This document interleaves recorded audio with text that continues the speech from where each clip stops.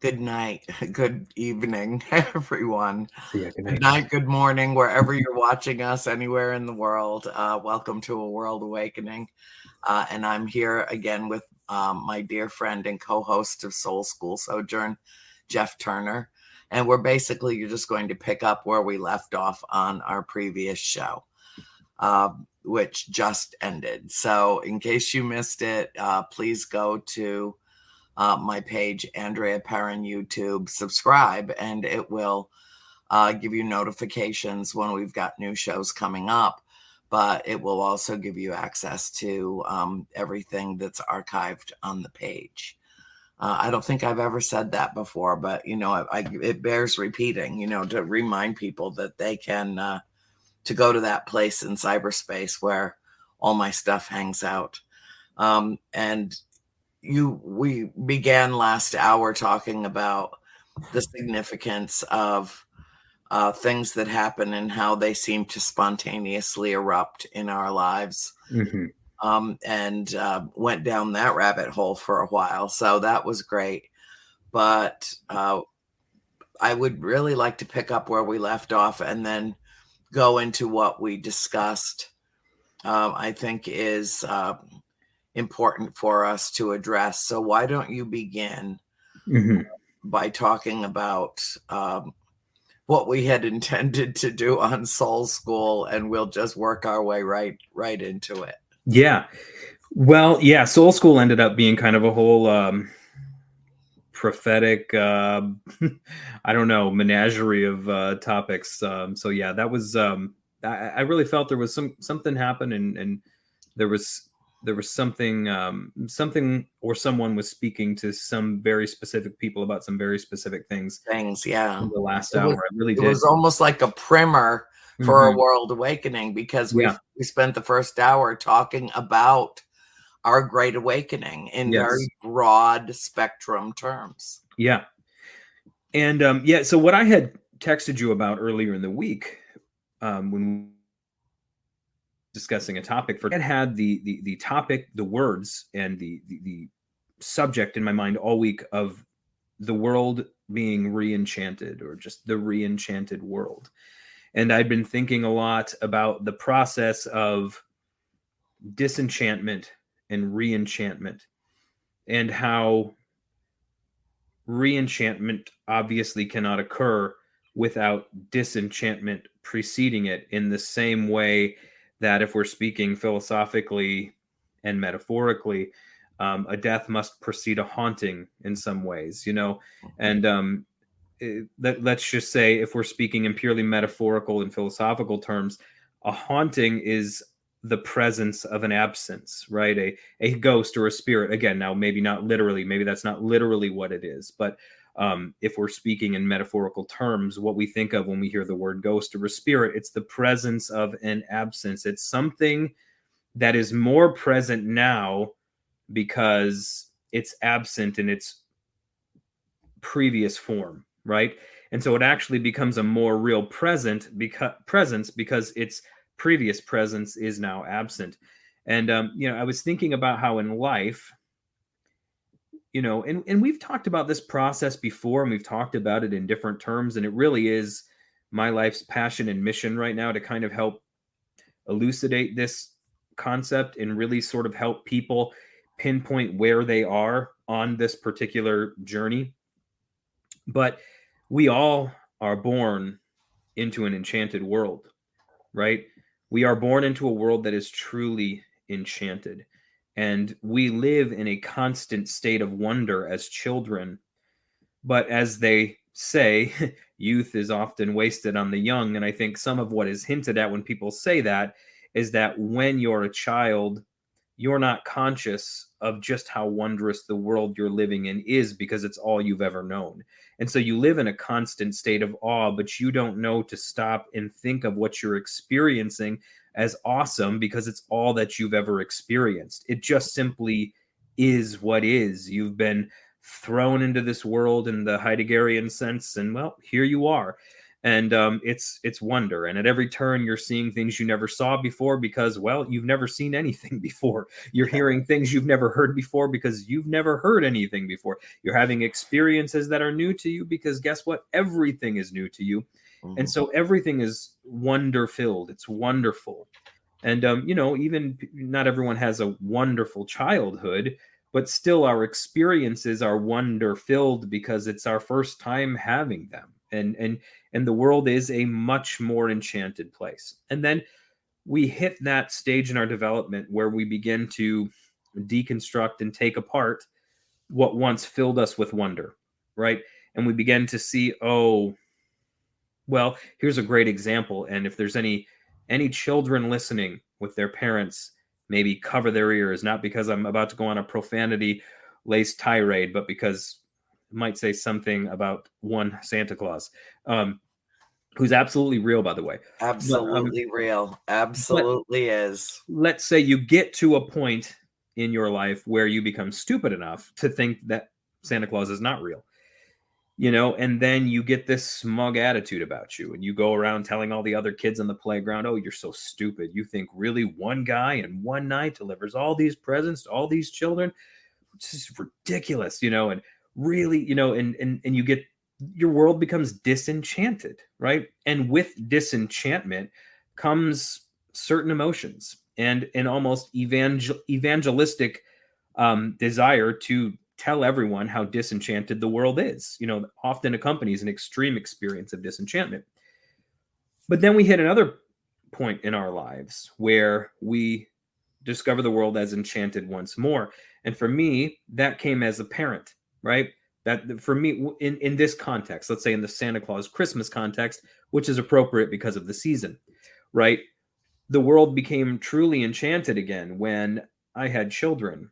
And To lie to? No, I'm kidding. yeah, A lot but of no, people look at it that way because and they don't really believe, but they lie to their kids because they right. want their kids to believe. It's so counterintuitive It really is. And then it's when it like, really is a collaboration, It's the absolutely. magic and the wonder of that night. Everybody becomes Santa Claus in Yeah. some way, shape, or form. And isn't that amazing? And I always say to people, it's like everybody's wanting to catch paranormal phenomenon on camera. It's like on December 24th, there is the most massive manifestation of paranormal phenomenon that occurs, and it occurs annually, like clockwork. Yeah. The spirit of a Turkish bishop from the 300 CE reaches down through time and moves parents and lovers of all kinds to perform this ritual of generosity towards those whom they love.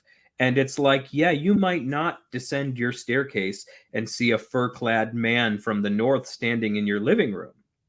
But the spirit, for all suits and purposes, of that archetypal figure has animated the actions of parents, of lovers of all kinds, to again perform this ritual of generosity towards those whom they love. And so literally we are moved by the spirit of one who has been dead for 1700 some years, who was the equivalent of a billionaire who in his day, who died penniless because he spent his fortune rescuing young women from the sex trade and purchasing people out of slavery.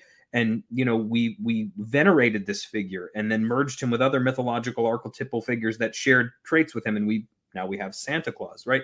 And we can say, oh, as a child, we have maybe the more naive, 'twas the night before Christmas view of it all. And then as a teenager, we might have the smug view of, oh, really? One man and one night? How stupid. And then as an adult, you get to re-enter into the magic and realize that, no, there's something more to this than just simply lying to your kids or believing a fairy tale. There is some real thing that happens. And look, really real?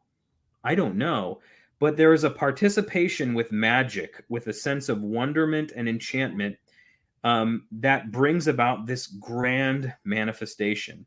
And in different cultures have their different version of something similar as well, and that's just the one that we're most familiar with, probably, with this audience. But my point is, you go from the child who's a believer because that's all they can be, to the one who chooses to poke holes in the holy and tug at theological threads and tinker with reality and see if what they were taught was real really is real. And then you might become the bully on the schoolyard who's telling kids that there's no this, that, or the other, or you might not become that. But still, there's a little bit of disenchantment that occurs. But then there is an opportunity at a later stage in life to re-enter into a world that is enchanted without the delusions or the illusions that you previously had. And, Marie-Louise von Franz, the intellectual heiress of Jung, said that it's one thing to be a naive idealist. It's another thing. It's one thing to be a cynical realist. It's another thing entirely to have no delusions, no illusions, but to still hold the inner flame. And the philosopher Paul Ricoeur talked about a first naivete and a second naivete, right? The first naivete you can't help but experience because we're all born naive, right? We're all born naive. And like I said, we're born into a world and everything is wonderful and wonder-filled because, well, this is our first time experiencing any of it. And then you experience it enough and it becomes old hat to you and you discard it and say it's common. And we fall into the materialist trap of just viewing everything as common, gross matter, and and we become sort of intellectual Gnostics. But then there's that moment of magic, and it happens differently for different people. It happens at different times for different people and for different reasons, but where you choose to see the world as magical once more, without, again, the illusions or the delusions. And when you choose to see it that way, it actually presents itself to you as being that way. Like Christmas is more magical for me now as a parent, even a parent of older kids now, because none of my kids are at that age, they kind of are all pretty much in on what's going on. I have a daughter in college, a son who's graduating this year, and another daughter who's in 8th grade. So they're pretty keen, they know what's happening. But it's more magical for me now. And that might be because on Christmas morning, I'm finding out what the kids are getting at the same time. They're finding out what they're getting. That's what all dads do. But no, I'm just kidding. But it's more magical for me now on the other side of the loss and all of that than it ever was before. Because now there's the presence of an absence, right? A quote unquote philosophical, metaphorical haunting can now occur. Death of naivete, and now the second naivete is here, and the presence is stronger because of the absence of the literal. The presence of the symbolic is more real than the presence of the literal, if that makes sense. And over the last few years, and just feel free to cut me off at any time if I'm blabbering on, Andrea, because I can do that. So can I. So it's But I went from a fundamentalist evangelical pastor, who was all of the things you think of when you think of a fundamentalist evangelical pastor, right? And I was that for 12 years. I didn't embody all of those traits and qualities for that full 12 years. I underwent some pretty deep transformations over the course of that 12 years. But at the beginning of it, I was exactly what that cluster of words would suggest I was. Mm-hmm. And, over the course of those 12 years, I studied and I had a real awakening experience, which we talked about in the last show. And I went down this path of deconstruction and reading things I never read before and thinking thoughts I never would have allowed myself to think before and praying prayers I wouldn't have allowed myself to pray before, and just really risking it all to find truth. And as a result of that, I lost my faith entirely. I became an atheist for a season while pastoring. And I often say that's probably one of the most difficult things I've ever done. As you can imagine, pastoring while being, for all suits and purposes, an atheist isn't exactly all that easy. And people are always like, well, why didn't you just quit? And I'm always like, in response, well, it was my career. This is what I went to school for. This is what was paying my mortgage. This is what was keeping my kids clothed and fed. And so it wasn't as easy as all of that. Yeah. I had to kind of find a way to move out of that, right? And I did, but then I was in this place where I had lost really all faith, and I, for all suits and purposes, became a materialist. And I had some mystical experiences and supernatural experiences back in the day that would make it. I don't know about you because you've seen a lot, but your average person, I mean, it'll curl your hair and your toenails. Mm. Some of the things that I experienced in the house that I grew up in for 13 years, that was, for all suits and purposes, haunted. As charismatic Christians, we said it was demonically oppressed, but I wouldn't use those words anymore. That was just the language I had to describe what was happening at the time. But I mean, things happened in that house that, I have family members, CEOs, extremely successful people who will still sleep with the lights on because of what happened in that house when we were kids. But and then I had experiences in the church world, experiences with the divine, supernatural things that had no explanation for, but that in that season of having lost my faith and being an atheist, I found ways to deconstruct it all and explain it all, right? And I was like, oh, this was just that. This is that, this, and the other. That was this effect. This was that bias at work. I had words and names for it all. I could classify and categorize. All under the umbrella of rationalization. Exactly. And I did all that. And so then I lost that. So that faith that I had, that innocent, naive, staring out the bedroom window on Christmas Eve, waiting to hear, hoofs on the roof faith that I had in God, died. It died with that experience. But then I started, I'll never actually forget. I was in my living room and, I'm sorry, I was in my living room and I walked into my kitchen and I hit the opening where the pantry is. It was like 1 a.m. and I used to just pace the floor and like think out loud about everything that was going on in my head because it was a lot. And when I hit that part of the house, it was like I hit a wall. And it was like I was staring into the abyss because I had been on this path of like taking apart all of my beliefs and everything that, from the rapture to the doctrine of hell and penal substitutionary atonement and original sin. Those were kind of the 4 pillars that made everything else fall down. And I had been really busy, theologizing and philosophizing and reading and studying and taking all these things apart. But I came to a point where I just kind of was like, there's really not a whole lot more to take apart. It was like I kind of came to the end of that. And that was what was occupying my mind and still giving me a mission. But my mission was toward a negation, right? Whereas before there was something positive at the end of my mission. There was something that existed in my mind that I was heading towards.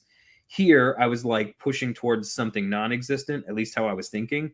Mm-hmm. And so when I felt like I came to the end of it, I felt like I came to the end of everything. I was just like, and I remember being in my kitchen feeling like I was staring into the inky black, vastness of space and just like, oh. I had the same sensation I had when we were in, Mexico when I was a teenager and we went snorkeling. And I remember looking down and I could not see anything. It was just black. And it was like my stomach sank. That's how it felt because I felt like I'm just floating in nothingness. There's nothing. And it terrified me. And that was about the time that things started to turn around. Like I kind of hit that wall and I began the path then towards re-enchantment. And one of the ways that it happened, which is serendipitous, which I told you about, which it was watching The Conjuring with a dear friend of mine. Now, I know the movie is full of, it's pockmarked with inaccuracies and misrepresentations, and I know that. But you got to understand that I had gone from a hyper spiritual person to a hyper materialist. I'm an extreme person, I really am an extreme person. I do not like grays very much. I'm usually one extreme or the other. And so I was a materialist. I didn't believe anything anymore, really. But I watched The Conjuring with this friend of mine who was like, this is a good movie, man. This is actually pretty scary. And all the lights were off. We're watching the movie. And it, was full of all the jump scares and all that good stuff. It was great. But what touched me most about it was it felt like the house I grew up in, minus some of the more over-the-top elements, and I was like, whoa. And it was like a tuning fork went off and I started to vibrate sympathetically and have these memories of the supernatural that I encountered beyond a shadow of a doubt as a kid, and my materialism wasn't holding up, I had all the explanations. I watched all the debunkers, I seriously, I mean, I know James Randi better than James Randi knew James Randi. I mean, all the debunkers, I listened to it all. But there was something about just the vibe. There were those certain nights growing up where the air just felt electric, and you went to bed knowing it was not going to be a good night. You went to bed knowing you weren't going to sleep all through the night. I knew I was going to end up sleeping next to my parents' bed, because up until like 12, I was doing that because the house was so terrifying at times. And there was something about it that just began to resonate, and it awakened something in me. Like, it awakened something in this ex-pastor, now atheistic materialist. Something began to vibrate in me as a result of that, which is so interesting how our paths ended up crossing then, and I'll never get over that and how that happened. I didn't even know who you were at the time. You were a character in a movie to me. You know what I mean? I didn't even really know it was based on true events. I had no clue. Anyways, but that awakened something in me, and then I began to go down this path. Actually, I began to get interested in the paranormal again. Like, okay, I don't know about the Father, Son, and Spirit, but I do know that I've encountered something approximating spirit in my life. And I began to it was a weird season of life. Like I said, I had the beliefs or the non-beliefs I had, and yet I was going all over the country preaching and teaching in huge conferences, and kind of more teaching just theologically and philosophically than like I said, it was a weird season. And I'd find myself in my hotel room studying and then binge watching on the Discovery Channel or the Travel Channel all those like paranormal, investigating shows, and just being like, could it be? Could there be something out there, really? And it's just so weird that began to awaken something in me. It began to re-enchant the world for me. Like, I began to see the world again as being well enchanted. I went from ignorantly enchanted, disenchanted, to now being awakened again to enchantment. And it came through an avenue I just did not expect it coming from as a former fundamentalist evangelical Christian, to whom these things were not, they were beyond taboo. You know what I mean? It was just, taboo was not nearly strong enough of a word. And but it began to reawaken me. And then through that, it was like that primed the pump for me to open myself up to the possibility that maybe, just, I don't know, that maybe that's a good enough thing to open yourself up to, right? Just maybe. Yeah. And when I opened myself up to that, the floodgates opened, and it was like the world was on fire again with divinity. It was like everywhere, but it was like returning. Paul Ricoeur talked about leaving the Garden of Eden symbolically as that like place of naivete and youthfulness. It's like you're born and shaped in the Garden of Eden, thinking of it metaphorically. That's all you know. So it's really not all that remarkable. Talking to the animals, trees, beautiful. We're running around naked. It's just great. You don't really think to comment on the, paradisial nature of Eden if it's all you've ever known. And but then they partake of fruit that they're told not to partake of, or at least they're told not to partake forbidden fruit. And one of the interesting things about that is both in Orthodox tradition and in Jewish tradition, in strict Christianity, we say that it was a prohibition. They were never to eat of this fruit. But actually, in a lot of Orthodox schools of thought and in Jewish schools of thought, the belief was that, because this actually represents the development of the psyche and of consciousness, that it was simply that was available to them, but they had to journey the journey in order to basically have the right to partake of that. And they tried to grasp hold of an identity, that was not quite yet theirs, which is a much better way of looking at the story than God just told a couple of naked people not to eat an apple, right? So anyways, but they partake of this knowledge that they weren't supposed to partake of yet in the story, and it opens their eyes. And so then they're forced to leave the garden because there's certain things once you see, you can't unsee, right? So like me, once I partook of a certain type of knowledge and I began to see the holes in what I formerly thought holy, I could never go back, right? I could never go back because I've seen through it. And so then you find yourself on the outside of Eden. And then you can either stare at it and be nostalgic for what was, or you can judge those who are still there, or you can just start walking. And so then you begin to walk away from Eden.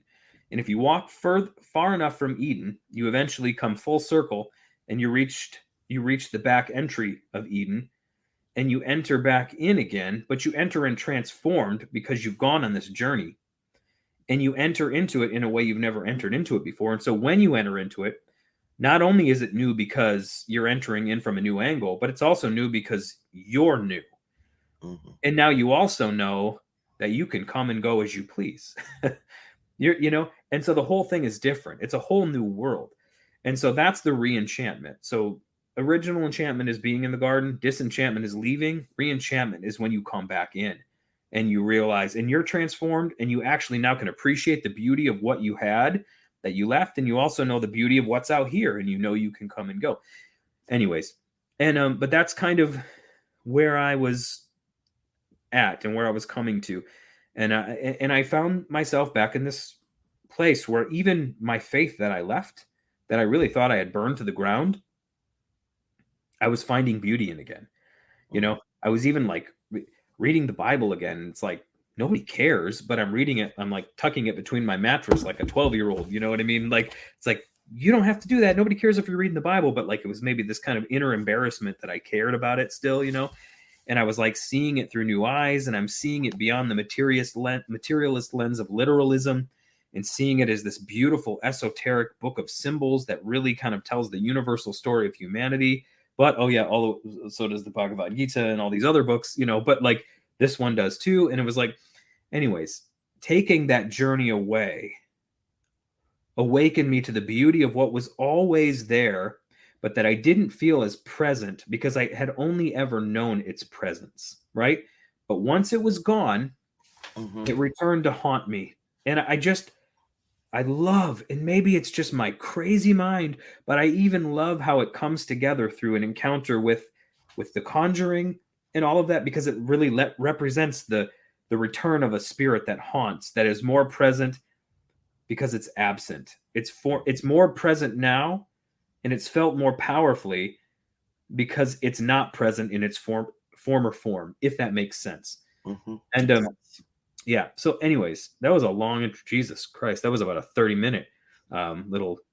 No, it's perfect because it leads me right into something that Mm, some people find disturbing about the way that I not only talk about, but the way that I feel about and emote about that 10 years spent at the farmhouse.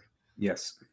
Um, and, I've had decades to think this through, Hmm. decades to, feel all the feels that, Hmm. that came along with that experience. And I think that one of the great values of reading the trilogy, House of Darkness, House of Light, is for the reader to see how each and every one of my family dealt with and grew from that experience in a different way. Yeah. For instance, it took my father 40 years to admit that he was terrified that Mm, he had moved his family into a place where he had absolutely no control. yeah. That was his issue. Mm, My mother felt shunned, um, and unwanted, and like she was being constantly expelled from the house mm, because the spirit really wanted to take her place. So she dealt with that. My sister Cindy had her own like real altercations yeah. in that house. April really loved it. Nancy loved it. I loved it. Um, and for me, it reinforced my own spirituality. For me, it said, yeah, okay, uh, we do go on in some way, shape, or form. It's not ashes to ashes, dust to dust. Yeah. And isn't that amazing? And who they were doesn't matter compared to the significance of the fact that they still are. That is a miracle to me. Yeah. The big objection my mom had about the film was that it represented the the Warrens accurately as Mhm. devout Roman Catholics, but did not represent our family Mm. accurately. However, my mother will admit that by the time we moved into the house, she was, for all intents and purposes, an atheist.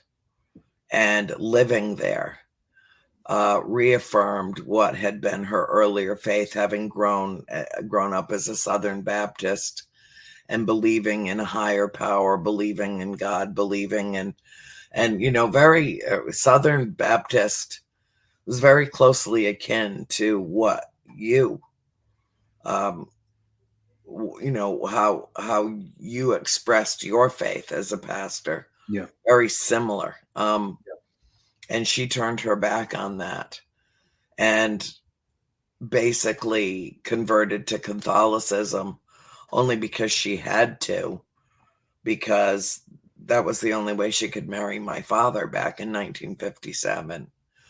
Mm. So it wasn't that she believed, it's just she did what she had to do to have the life that she wanted Yeah. with the man that she loved. And that farm changed everything. And she has no fear of death. She knows that we go on. She knows that we are all surrounded by spirit, that the spirit of her loved ones, they're waiting for her, Mm. being very supportive. We've had numerous incidents during this period of time that she's been in hospice where, I walked into her room a few months ago and I heard, hello. Mm. I said, Chris, I thought my sister was in the room. It was 2:30 in the morning. Mm. Somebody was in the room with my mother, but it wasn't anyone that was alive as we think of Mm. alive. Yeah. And the comfort that I feel knowing that she's being watched over in my absence, if I am in another room doing something else or sleeping, that somebody's watching over her brings me enormous comfort. Mm. And I find that there is a light and a brightness and a joy associated with what people, um, in paranormal activity. It creates wonder. I am enchanted by it.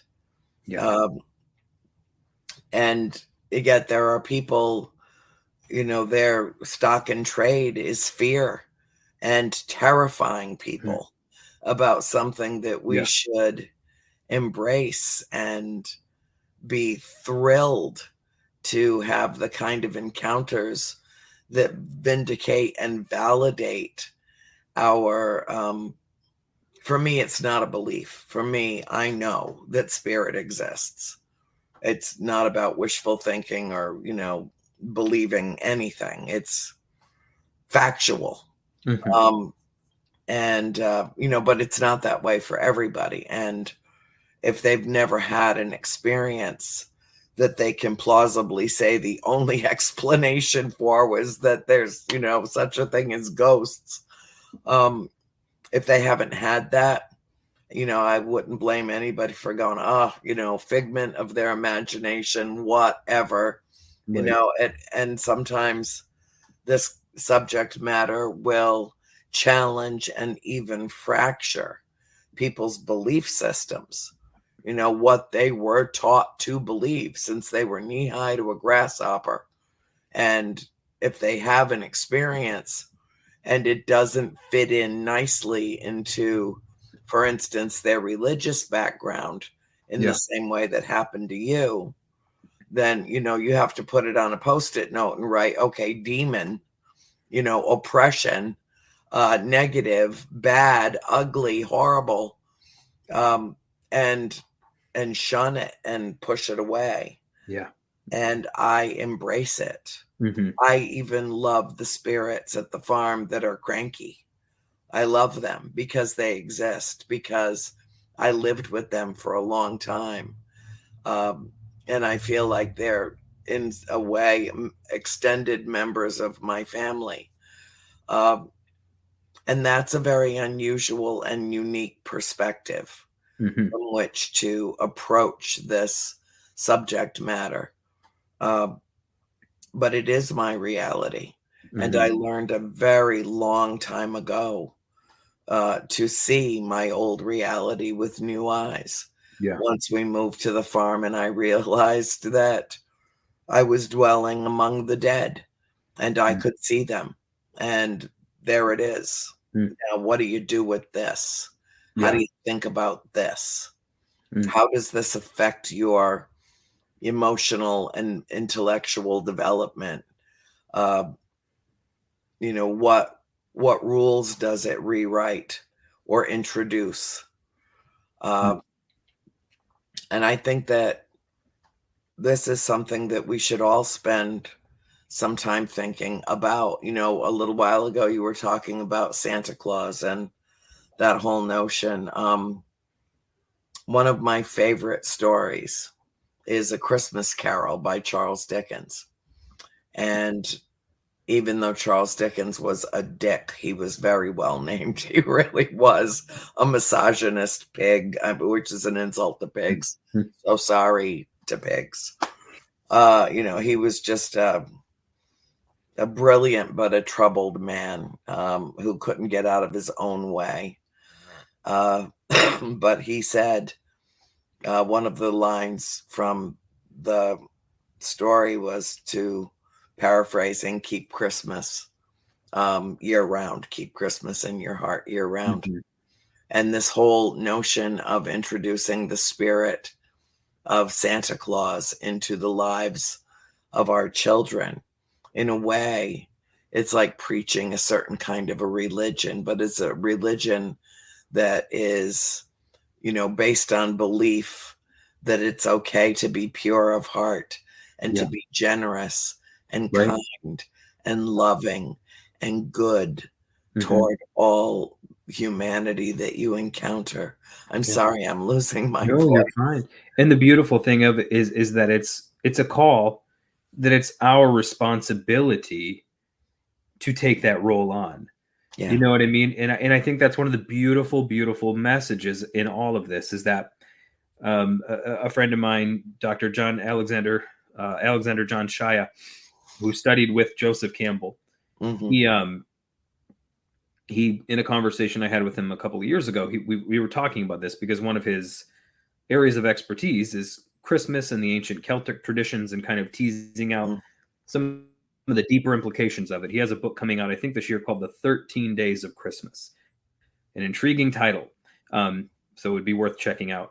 But he talks, I asked him about Santa Claus because he's also a Jungian. And I was like, okay, so the whole Santa thing, do we embody the archetype? Is there an archetype that is that spirit that we, Jung talked about archetypal possession, which sounds negative, but it can be negative, but not necessarily. But do we open ourselves up to that archetype in some sense at this time of the year? And are we moved by it? And he was like, in some sense, yes. And he talked about how the fact that the Hopi Native American tribes, they would bring their young men and women at a certain point in their development into the tent. And actually, just to be um, correct, I think it was more of a rite of passage for the young men, and that's just the way the culture worked. But they would bring the young men into a tent, and the tribal elders who would dress up as the gods, who would put on the costumes, and when they were out there during these rituals, these kids thought these were the gods. These were their gods they worshipped.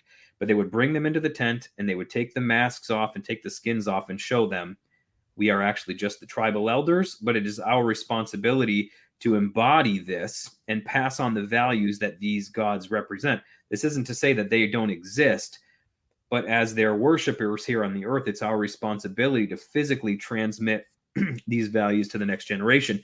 And he said that he saw it as being something like that there comes a point where maybe you see behind the curtain and you Mm. see who the Wizard of Oz really is, but that doesn't negate the fact that those on a pilgrimage to Oz really did have potentialities that were locked up within them, unlocked as a result of an experience with the wizard and the journey that led them there, right? So there's reality to it, even if it's not the reality you thought it was. And so that's embodying that spirit of Saint Nicholas or Santa Claus or the Green Man. If you're thinking, in Celtic tradition, or even the Green Man in Sufism, this archetypal spirit of generosity that kind of comes together mercurially in the figure of Santa Claus. It's our response. It's a responsibility that we take on ourselves to transmit to the next generation this spirit of generosity, right? And so it's like, I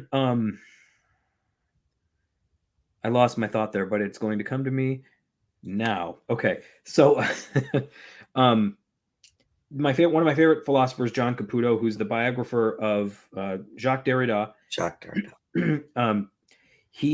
He talks about the insistence of God. People talk about the existence of God.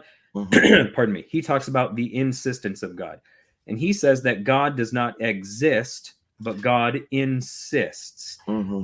You and I are called to assist the insistence, and in assisting the insistence, we give God existence. So God does not exist materially. We exist materially. God represents a call to love. God represents a call to service. God represents a call to other-centeredness, right? So that's an insistent call that beats on your door in the middle of the night. It haunts you. It might not physically be there, but it's a call. And when you answer it, you assist it. And when you assist it, you give it physicality in the world, right? You become the Christ. You become whatever it is you're seeking to embody to the world around you. When you hear the insistent call, you assist it, it comes to exist, right? So that's what it's like even with that. Even at this time of year, this spirit of generosity we all feel, I think that's a divine call that sort of bubbles up once a year. And it could, anthropologically, there's a lot of reasons why it could be. Evolutionarily, there's a lot of reasons why it could be and why it could be at this time of year. Whatever it is, though, it happens. And it's a call. We answer the call. We assist it. And we embody this spirit of generosity. And for one night, a man who's dead lives, metaphorically speaking, right? Like I work with a publishing company called Choir Publishing, and we just put out a book of Christmas classics for the holiday season. And I wrote the foreword for this particular one. And in the foreword, I write about how it was the first Christmas where I realized who it was who was putting presents under the tree, right? And I talk about the fact that my grandparents were visiting from Florida. I was sleeping on the floor because they took my bed, but I just didn't mind because it was Christmas and it was Christmas Eve and everything was perfect. And I'm laying in my bedroom looking down the hallway into my sister's room, and there's a sliding glass door leading out to a balcony, and there was affixed to the balcony this blinking Christmas tree decoration. And I'm just sitting there watching it all through the night as the snow falls, and I'm a kid and I'm stuffed full of ham and turkey and everything else we ate that night, and handful after handful of green and red M&Ms, and I'm just like feeling sick and full of adrenaline and sugar, and I can't sleep. And I'm watching this Christmas tree blink, and I know it's synced up to music. It plays music, and I'm trying to deduce what song it's playing by how it's blinking. I'm trying to deduce the pattern. I'm trying to figure out what it is. It's why it's blinking the way it's blinking. And all of a sudden I hear a rustling, in the living room below, and it's like 3 or 4 in the morning. I'd never been up this late on Christmas Eve before. And but I am this time.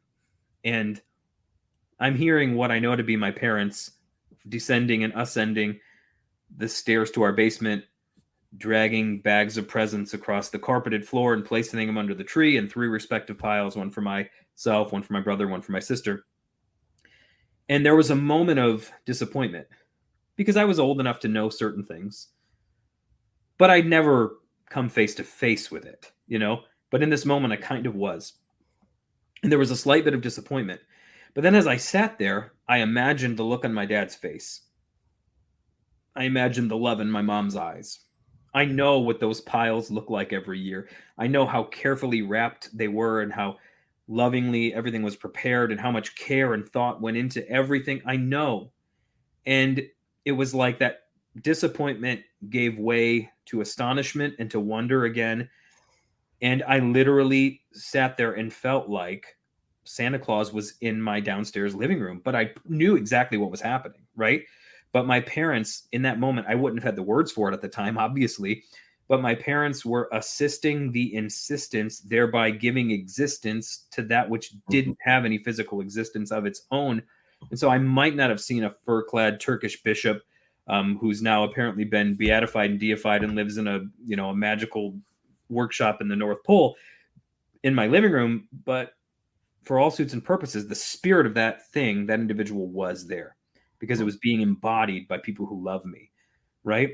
And I carried that with me into adulthood, and I realized symbolically the pattern I was trying to figure out what song the lights on the Christmas tree, what song was playing behind the blinking, that was indicative of this quest I've always been on throughout my whole life to figure out what is the underlying sacred hum that's animating all these patterns I see in the world. And it's love, it's service, it's other-centeredness. That's the underlying sacred hum that was animating my parents' actions that night. It goes back to St. Nicholas, which goes back to Jesus the Christ, which goes back to his tradition, which spreads throughout the world. But everyone was following this. They were assisting this insistent call to love, thereby giving existence to something that has no existence on its own. And it was like, that's the pattern. That's the song that's playing. That's why the lights of reality blink the way they blink. And it was like this whole thing just kind of came together in my mind that night as like a 12-year-old. I was a weird kid. Yeah, I was pretty weird at 12 too. Yeah. I was examining our existence at a very early age, having been born and raised Catholic in the Catholic tradition, First Communion, baptism, all of that for all of us. My mom had no objection to us being raised in a faith-based way. My father had intended to become a priest until he met my mother when he was in the Navy. So it was, very much part of us. And, one of the things that is most shocking is that the church walked away from us. It wasn't the other way around. When my sister April said in church on one Sunday morning, as the priest closed out the mass and said, "In the Father and the Son and the Holy Ghost," and my sister April said, "See, Mom, God has ghosts just like we do," at the top of her lungs. And the priest asked us, not to, to go elsewhere, right, to worship. Okay. So, that does not translate in the film, but that's the truth. That's the reality. And my mother said, "Girls, if you want to know God, go to the woods, go to the woods." So in a way, it was Catholicism that turned us into pagans. But every Christmas Eve, without fail, as I'm wrapping the last of my gifts for my loved ones, I watch midnight mass from the Vatican and can almost smell the incense in the room. It is that pungent a memory. And I don't know why, but I feel so drawn to do that. And I don't feel like I owe anybody an apology for that. I can say that I am a recovering Catholic, that I am no longer affiliated with that particular religion or any religion, and still identify as a pastor, as a minister, which I did in, I think, 2000. When I felt the calling, I felt a need to do that. And it was during COVID, and a lot of people were losing their loved ones, and I was getting an awful lot of middle of the night calls, and I heard the calling in the middle of the night. This is what you're supposed to do, preach. And it doesn't have to be obnoxious, and it doesn't have to be in anybody's face, and then they don't have to do a thing you say that you do, that I do. I don't expect obedience or any kind of anything other than just listen. Just listen and see if you can hear the resonating love that persists throughout the world and throughout the universe, what I perceive to be the glue that holds the molecules together. Yeah. You know, in my opening, love is the answer to every question. I Mm. believe that. I Yeah. believe that it is the common denominator, that we can whittle down every Mhm. problem and solve it with love. Yeah. So it's not about the great spirit or Christ consciousness. It's or Santa Claus. Because for me, it's all one thing. Yeah. It's all one thing. Yep. And we are each a living, breathing manifestation of that consciousness on this planet. And the way what created us sees its own creation through us. Yeah. And that's how it makes sense to me. Yeah. And how we burned through an hour. Yeah. This is Just like that. Gone. Oh my God. time flies, man. I know, unbelievable. But I'm Yeah. glad we got here. I'm glad Yes. that we, got into this. Yes. And let's consider it a prelude Hmm. for what we do as we approach Christmas Yeah. and talk about this, because this isn't a this or a that, an either or. It's Mhm. not. It's a discussion. It's an emotional, intellectual deconstruction of who we are, where we come from, why we're here, where we're going, Mhm. what reality is, what consciousness is, what energy is, and what love is, all at once. Mm. And Bill loves us both. I'll see you next week. So we'll just continue from here, because this is all part of our awakening. All of Yes, it is. it And is. with that, we have to say goodnight. I love you dearly. Give my love to the family. I I'll will. talk to you during the week. And Okay. to everyone else who is watching on A World Awakening tonight, be the light you seek in the world. Yes. Be the light, especially now. Be the Christmas lights. I Mhm. love you all. Good Yes. night. Peace.